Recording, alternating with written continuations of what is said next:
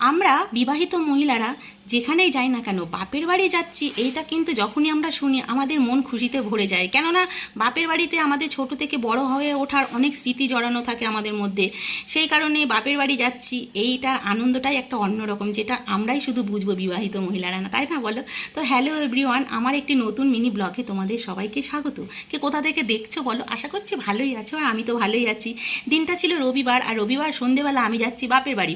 বাপের বাড়ি যাওয়ার পথে ওখান থেকে আমি নিয়ে নিলাম গরম গরম চপ।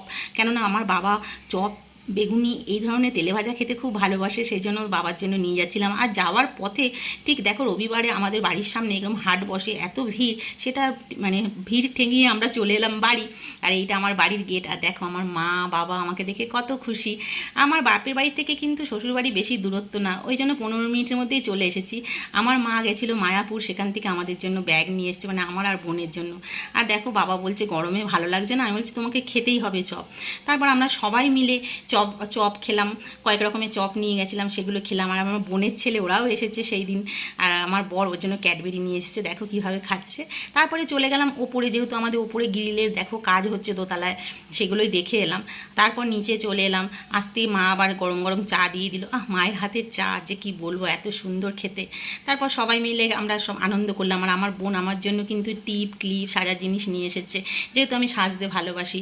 সেখানে 2 ঘন্টা মতো কাটিয়ে আবার আমাকে চলে যেতে হবে, কেননা যেহেতু আমার বরের কাজ, ছেলের ছুটি থাকলেও আমার বরের ডিউটি আছে, কাজ আছে, সেই কারণে দেখো চলে যাচ্ছি।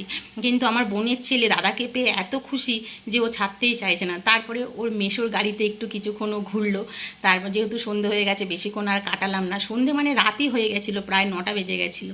সেই কারণে আবার তাড়াতাড়ি করে আমরা বেরিয়ে পড়লাম আমার মানে শ্বশুরবাড়ির উদ্দেশ্যে। দেখো তখন চলে এলাম, আর এই হচ্ছে আমাদের বাড়ি ঢোকার গলি। তারপর বাড়ি চলে এলাম। আর কি, বাড়িতে এসে যথারীতি রাতের খাবারের ব্যবস্থা করতে হবে, রান্না করাই ছিল ওবেলা, শুধু একটু গরম গরম ভাত আর ভাজাভুজি করলাম। তারপরে সবাই মিলে একসাথে খেয়ে দিয়ে শুয়ে পড়লাম। আর কি, এই একটু সামান্য তোমাদের সাথে শেয়ার করলাম সন্ধ্যেটুকু বাপের বাড়ির। কেমন লাগলো একটু কমেন্ট করে জানিও, আর যদি ভালো লাগে একটা লাইক করো।